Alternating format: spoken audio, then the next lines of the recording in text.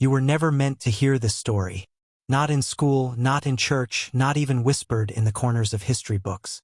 Because what happened in the winter of 1756 at Calverton Plantation was not just murder, it was revelation. 7 people died in a single night, and the woman who killed them was not a monster. She was a mirror. Her name was Sarah Williams, and the world she lived in was built on chains, cruelty, and illusion, the illusion that those in power were untouchable. But the truth is, power always bleeds. That night, the air above the James River was thick with frost and tobacco smoke. Inside the great dining hall, candlelight flickered over polished mahogany and imported glass. The Calverton family was feasting roast venison glazed in honey, sweet puddings scented with almonds, Madeira wine flowing like water. Servants moved like ghosts between the tables, silent, obedient, invisible. But at the center of that silence was Sarah, the woman whose hands had prepared every dish, every drop, every poisoned mouthful. Witnesses said her face was unreadable. Not rage, not grief, just focus. She had served this family for 15 years. She had watched her children sold off, her friends beaten, her body and soul reduced to property. And still she waited, observed, learned, because Sarah Williams was not simply a cook. She was a botanist, trained in the secret knowledge of the African interior plants that heal and plants that destroy. The colonists called them witch herbs, but her people had another word: memory. Each seed carried the memory of freedom, and that memory had not died in her. It had only gone silent, until that night, when the first body fell. Edmund Calverton clutching his throat. His tongue blackening, the screams tore through the house like judgment. Within the hour, all 7 were dead. Every one of them convulsed in a perfect, synchronized choreography of death. But here's what they never told you. This was no random act of vengeance. No desperate outburst. It was precise, deliberate, executed like a ritual older than the plantation itself. Because beneath the soil of America's founding myths lies a darker truth, one they have erased for centuries, that sometimes the enslaved did not just survive, they remembered. And when memory awakens, empire trembles. By dawn, Calverton Plantation was silent, the kind of silence that feels earned. Like the air itself refuses to move until it understands what has happened. 7 bodies lay in the dining hall, twisted, their lips darkened by the sweet scent of cyanide hidden in the almond custard. Sarah Williams stood among the other servants as the overseer barked orders, shaking, not from fear, but from awe. No one knew who had done it. No one spoke her name. Within hours, local magistrates arrived from Charles City Court. They sealed the property, questioned every slave, and sent word to Williamsburg. The official report said natural poisoning, perhaps from contaminated food stores. But the doctor's notes, which would be buried for 200 years, tell a different story. The poison was pure, extracted, administered with scientific precision. This was not accident. This was intent. Intent. That word terrified them, because intent meant intelligence. It meant knowledge, the kind that wasn't supposed to exist in the mind of a woman in chains. They couldn't allow it. Not in public record, not in print. So they erased her. The name Sarah Williams was crossed out, rewritten, then crossed out again in different handwriting. A replacement appeared, unnamed servant, history's favorite disguise. But here's the truth they couldn't burn. Among the enslaved, whispers spread faster than any magistrate's decree. In the cabins beyond the fields, men and women spoke of Sarah not as a murderer, but as a priestess, one who remembered the lost science of roots and venoms, who had turned the master's own abundance into his undoing. They said she hadn't worked alone, that for months, coded songs were sung in the fields, carrying instructions hidden in rhythm and rhyme, that messages were braided into hair, passed through the kitchens, disguised as recipes, as prayers. This was not rebellion of the body. It was rebellion of the mind. A network of knowledge, invisible, unrecorded, unstoppable. They called it the whispering line. And when the magistrates came to question Sarah, they said she never denied what she'd done. She only said, quietly, "A meal is a covenant. He broke it long ago. For the colonial elite, that single sentence was more dangerous than the poison itself. It meant the hierarchy they built was not divine order, it was illusion. An illusion, once named, begins to collapse. The trial of Sarah Williams was never meant to be seen. No sketches, no public record, no clergy present to sanctify the process. It took place in the cold stone chamber beneath the courthouse in Charles City, a room without windows, where testimony could vanish like breath in the winter air. The men presiding over her fate were not judges in the sense you know. They were merchants, planters, and militia captains, men whose fortunes depended on the illusion of order, and whose very bloodlines were now haunted by the thought that a woman they'd owned had outsmarted them all. Sarah was brought in at dawn, shackled at the wrists, her dress still stained from the night before. The air reeked of lime and tobacco dust. They asked her how she did it, where she learned to handle poison, to measure it with such perfection that death struck in unison.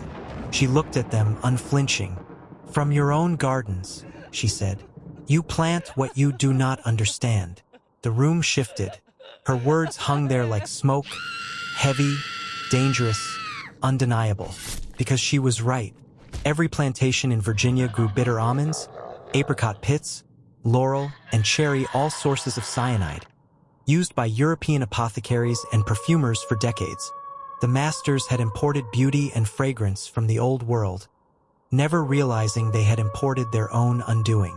For 3 days, the questioning continued. They accused her of witchcraft, of collusion with maroons and runaways, of serving some African deity. She denied nothing, yet admitted nothing. Her silence became its own verdict, a mirror that showed them who they were. But there was one document they could never suppress. The clerk's handwritten note from the second evening reads, "The accused was calm, eyes bright. When asked if she repented, she said, 'Repentance is for those who forget.'" That line frightened them more than poison. It meant she remembered. It meant others would too. So they sentenced her not by jury, not by law, but by fear. She was to be hanged at dawn and her body burned, her ashes scattered into the river so no place could claim her name. Yet when the guards went to fetch her that morning, the cell was empty. Chains snapped. Door unbroken. No trace of her body. The official report called it escape by unknown means. Unofficially, the overseers whispered a single phrase that night: "The cook who became smoke." They say when the guards entered the cell, the air still smelled of almonds. The iron cuffs lay open on the floor, slick with condensation, as if touched by invisible heat. No footprints, no rope marks on the stone, just a faint burn on the wall, the outline of a hand. That image spread faster than any decree, faster than any lie. The Calverton cook had vanished. The gallows were built, but the condemned was gone. By sunset, whispers moved through the slave quarters across the James River like wind through tall grass. Sarah did not die, they said. She crossed the water. Some claimed she was carried away by the river. Others said she walked through the flames. But the truth was less supernatural and more dangerous. Because her disappearance was not escape, it was message. Weeks later, plantation owners in neighboring counties began to report strange incidents. Missing livestock, burned ledgers, overseers found asleep beside cold fires they swore they never lit. Songs carried through the fields in minor keys, verses about a woman who cooked death into sweetness, who fed truth to power and made it choke. The whites heard only melody. The enslaved heard instruction.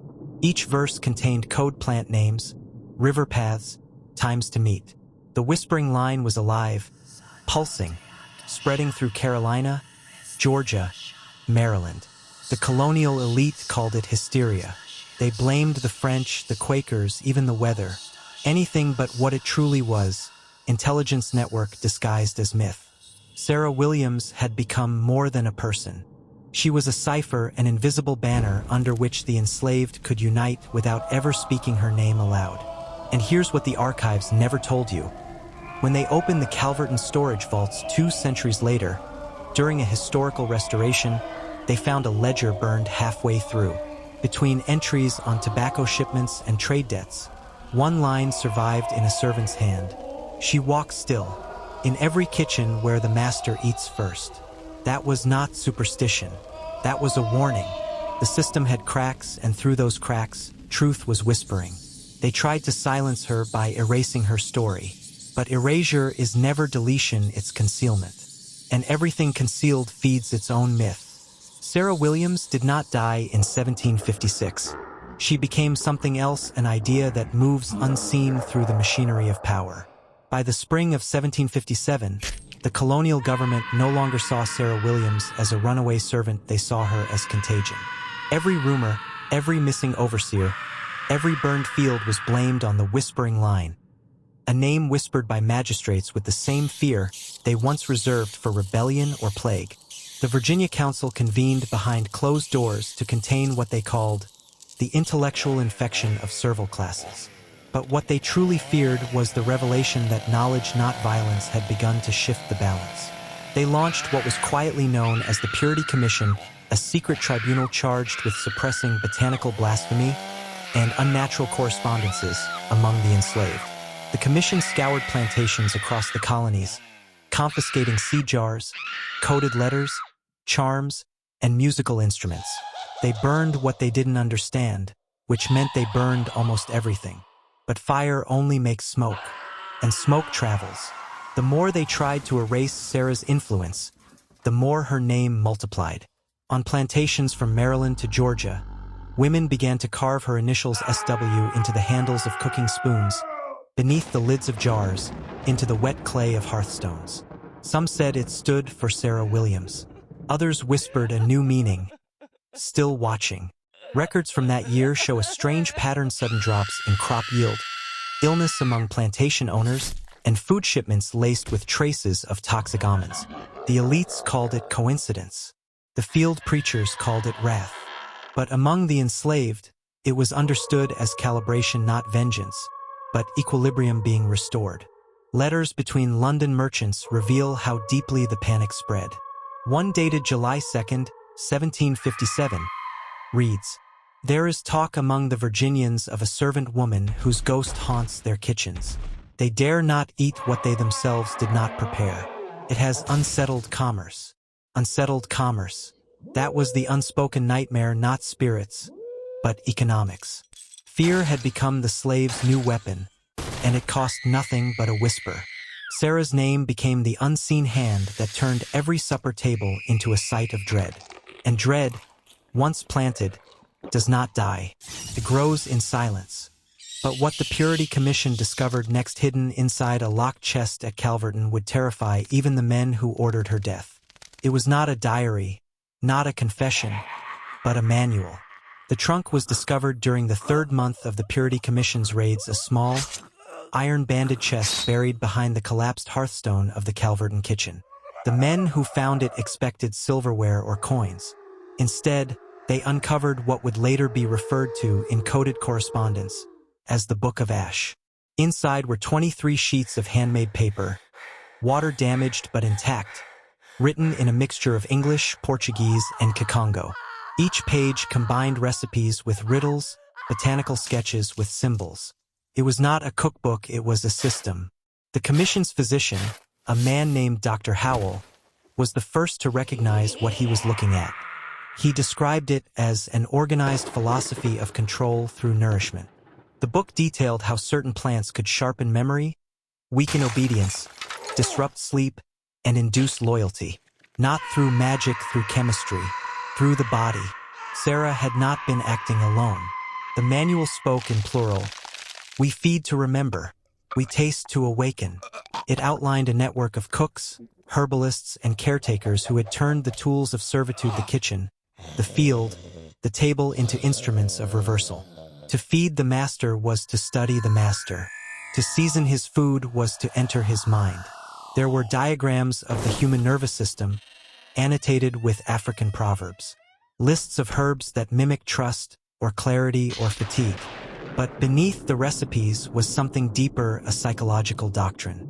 It taught that domination begins in appetite, that whoever controls another's hunger controls his perception of reality. The commission burned the manual within hours, but copies already existed, committed to memory, recited at night in the cadence of lullabies, disguised as scripture and song. Knowledge, once swallowed, cannot be destroyed. And yet, that manual left one chilling final instruction, translated from Kikongo into English by Dr. Howell before he, too, mysteriously vanished. When they begin to study you, feed them truth in doses. Sweet first, bitter later. Let them believe they are discovering what you choose to reveal. That line reads like prophecy now because what Sarah created was not just a rebellion. It was a mirror held up to empire, teaching those in chains how to rule the mind of their rulers.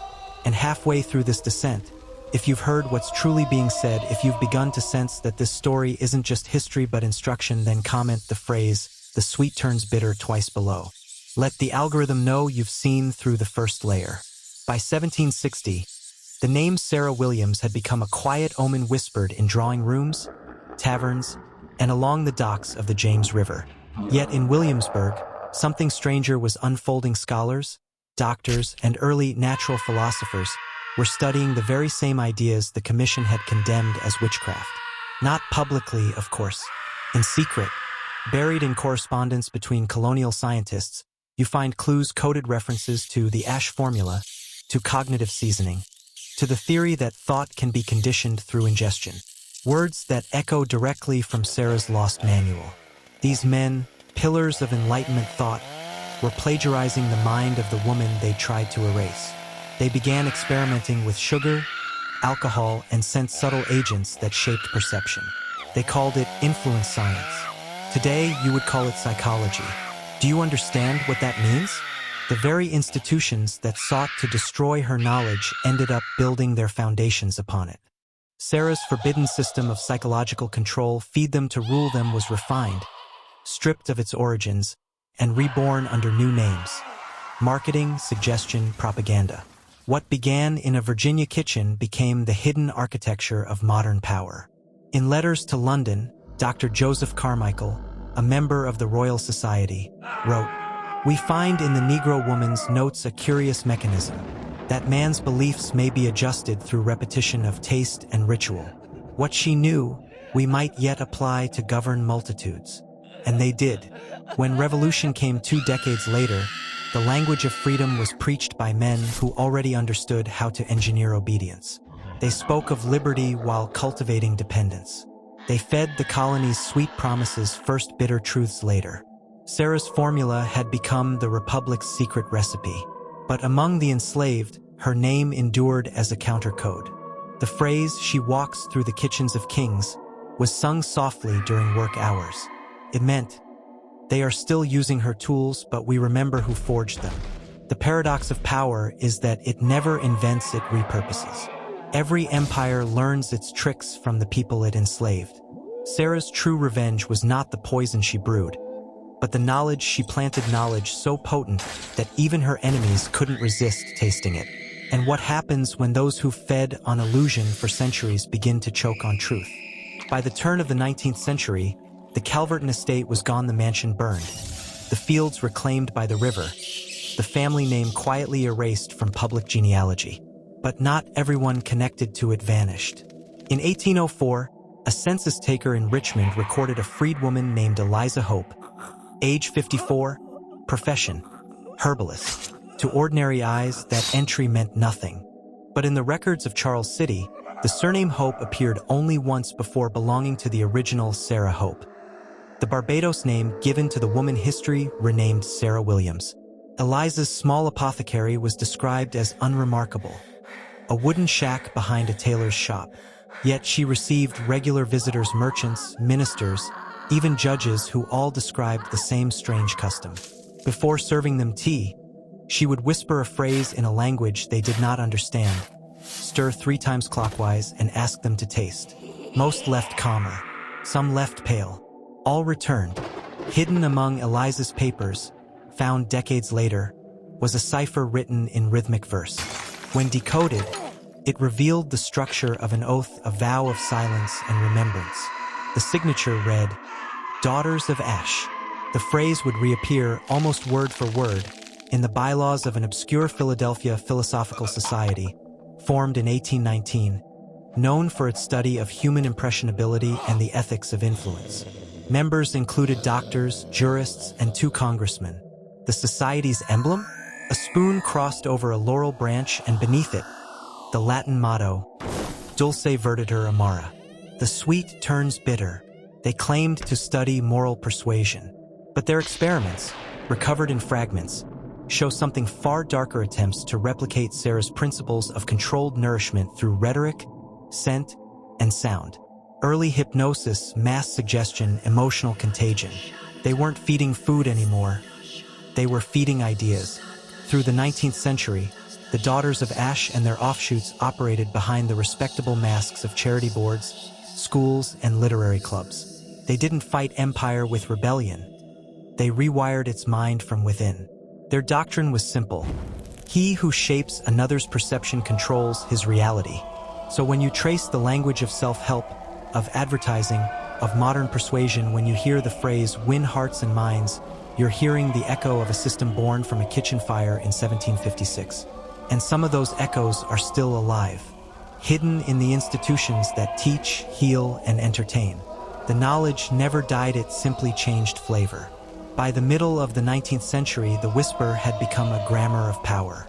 The Daughters of Ash, those careful custodians of Sarah's code, no longer sang in kitchens or back rooms. They were wives of bankers, tutors of sons who would draft laws, matrons who ran hospitals and charity schools. They taught through refinement, hiding the mechanism inside grace. Their gatherings resembled tea circles, but the talk was always about influence. How to move a man without appearing to touch him. How to seed a thought until it blooms as his own conviction. From those quiet parlors, the doctrine spread upward. When the first colleges of psychology opened in New England, several early benefactors had family names traced back to Virginia plantations. They spoke of applied persuasion, of moral suggestion, and if you read their notebooks closely, the metaphors are culinary. The mind is a mouth. Belief must be tasted repeatedly before it is swallowed. The language is pure Calverton. At the same time, fraternal orders were forming, brotherhoods of merchants, legislators, newspapermen, men who met by candlelight to practice symbolic rituals of loyalty. Some of their earliest initiation rites involved the sharing of a salted drink, a literal ingestion of obedience. In the ledgers of the Philadelphia Society that would later evolve into the American Institute of Public Relations, a note appears beside a sketch of the spoon and laurel emblem. Remember the cook. They did remember her, but not in reverence. They remembered her as a warning that the masses, if fed correctly, could poison empire. So they inverted the lesson. They would become the cooks. They would feed illusions, carefully seasoned to keep the public docile and hungry for more. The tools were sermons, pamphlets, newspapers, later radio and film. Each generation refined the flavor until deception tasted like choice. By the turn of the 20th century, what had begun as a whisper beneath the lash had matured into an industry. The science of appetite had become the science of consent. And still, deep in the footnotes of forgotten correspondence, the same words return again and again. The sweet turns bitter, because every system built on hidden seasoning eventually overfeeds itself. The same method that controls belief also corrodes it. And history shows when taste turns, revolutions follow. The 20th century did not invent manipulation, it mechanized it. The same old recipe scaled for an industrial world. What once passed mouth to mouth in whispers now pulsed through radio waves and glowing screens. The kitchen became the newsroom, the cook the broadcaster.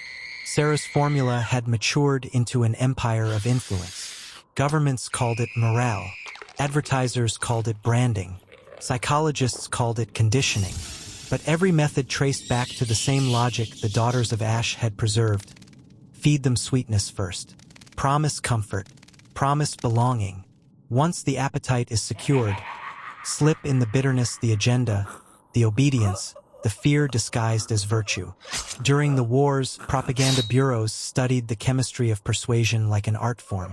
In one declassified memo from 1942, a British analyst wrote, "We do not fight minds by argument but by diet. We replace their hunger for truth with the taste of reassurance." And across the ocean, in American laboratories, men with university titles began to map suggestion onto the nervous system. Their work would one day become marketing psychology, political strategy, even entertainment theory. Every film, every product, every speech was built to feed. It wasn't sorcery, it was Sarah's forgotten alchemy translated into mass production. The proof lies in the metaphors. Campaigns speak of target audiences, consuming content, feeding the algorithm. Even our language reveals the inheritance. We are still being cooked. But something unexpected began to happen. The sweetness no longer satisfied.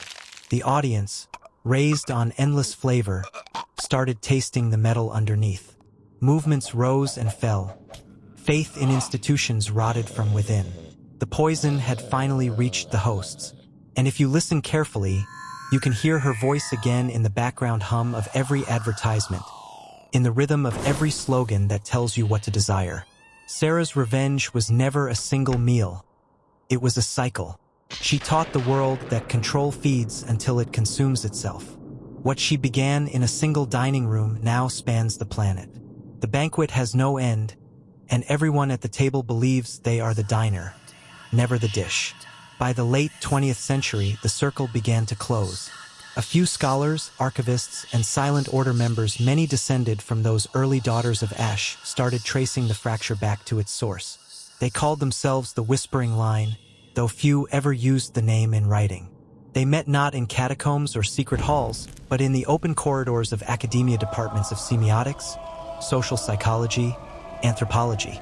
To outsiders, they looked like scholars of language and ritual. But behind every grant proposal and symposium was a single question. What happens when the spell stops working? The first clue came from a lost family notebook unearthed in the archives of Tulane University in 1983. It belonged to a woman named Miriam Hallow, a descendant of Eliza Hope. Her handwriting matched the meter of Sarah's ciphered verse. Inside were instructions for an unbinding, a reversal of influence through dissonance. The notes spoke of counter-seasoning, of breaking appetite by altering expectation. It was less ritual, more rhythm. The deliberate mismatch of sound, image, and meaning to disrupt persuasion's grip. Within a decade, the Whispering Line had quietly seeded their experiment into art and media. They commissioned films that didn't resolve, songs that ended mid-phrase, performances that made audiences uncomfortable instead of compliant. Their goal wasn't chaos. It was awareness. To reawaken taste, to make people feel the manipulation instead of swallowing it whole. Some of those works became cult phenomena. Others vanished mysteriously from circulation, rumored to have been bought out or suppressed. The pattern repeated. Every time an artwork broke the charm too effectively, institutions moved to absorb or bury it. But the infection had already begun memes before memes, culture jamming before the term existed. By the dawn of the digital era, the doctrine had mutated again. The same technologies that perfected control also offered mirrors sharp enough to expose it. The Whispering Line learned to hide in code, in viral uploads, in fragmented fiction that left viewers questioning what was real.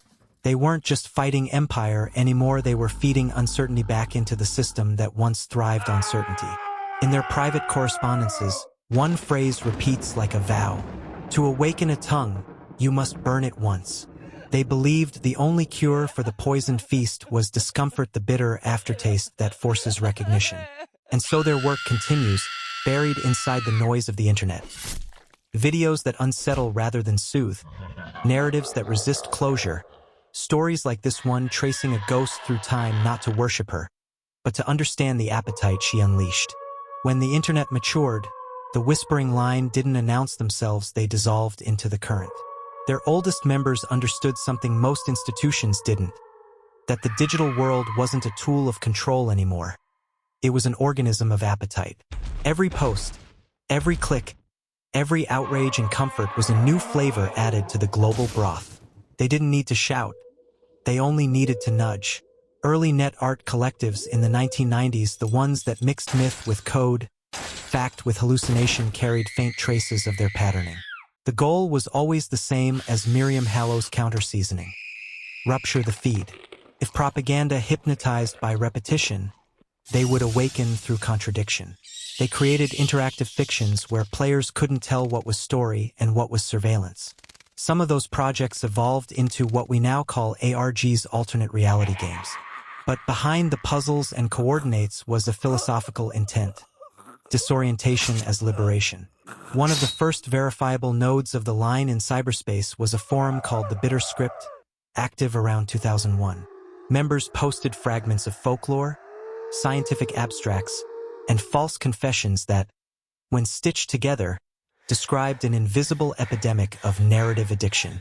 Buried in its source code was a single recurring line of text: "You are being fed. Taste before you swallow." When the site abruptly vanished in 2004, a mirror archive surfaced on university servers across 3 continents, none of which claimed responsibility. By then, its influence had already seeped into the language of digital counterculture. The anonymous manifestos of hacktivists, the glitch aesthetic of early YouTube experiments, even the anti-advertising movements of the 2010s all bore the same undercurrent: break the frame to see the feeder. The irony was complete. The very platforms built to commodify attention became vessels for the rebellion against it. Algorithms that once optimized control began to amplify dissent, confusion, and parody. Sarah's doctrine, twisted for centuries into empire's favorite utensil, was now eating its own master. Yet even within that chaos, the whispering line never sought dominance. Their archives suggest they wanted only equilibrium, a world where persuasion was conscious, not compulsive, where sweetness could exist without deceit.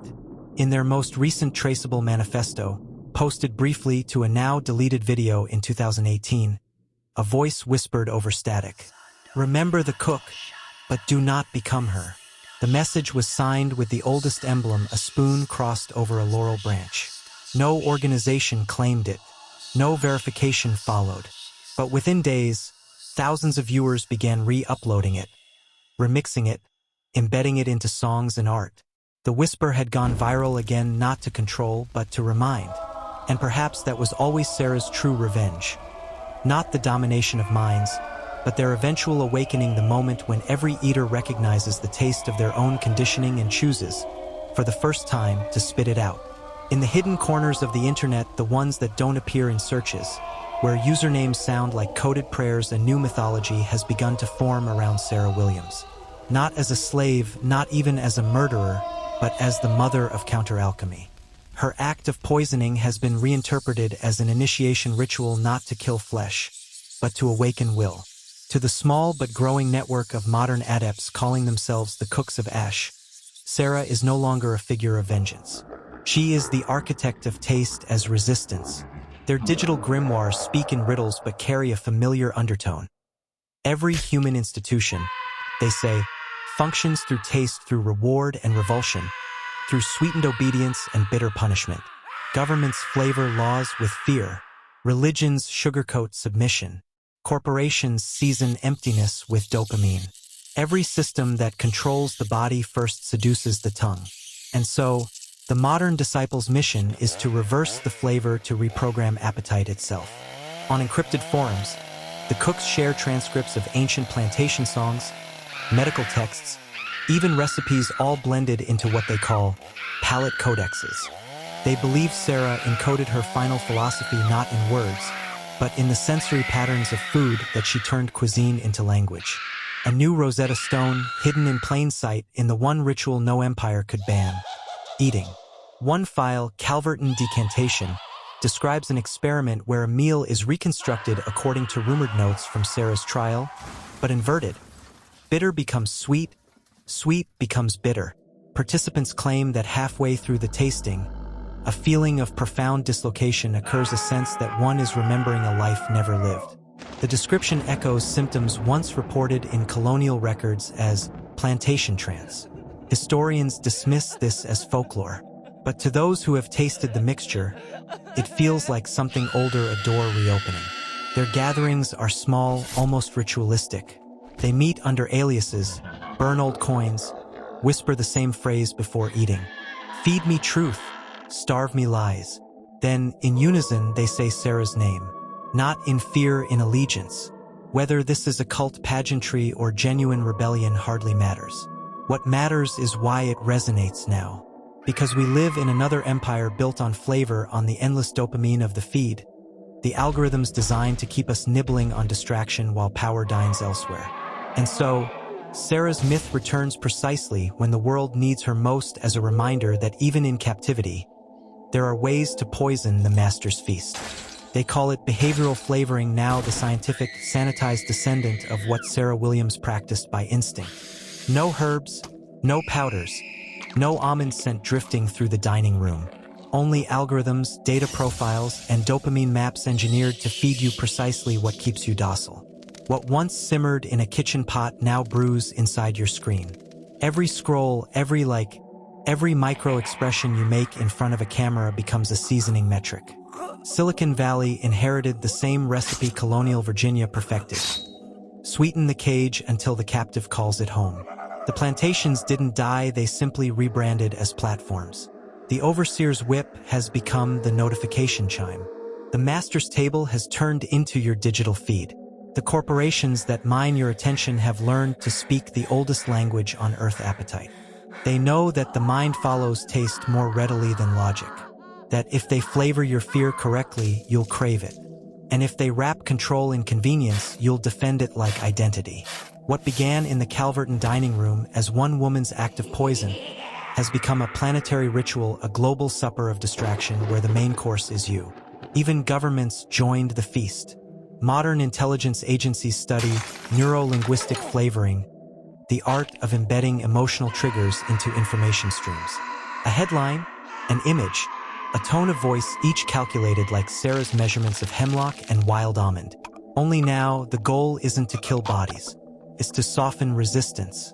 To train obedience so subtly that rebellion tastes bitter before it's even attempted. Historians may call Sarah's revenge a tragedy, but look closer. The system learned from her, not the other way around.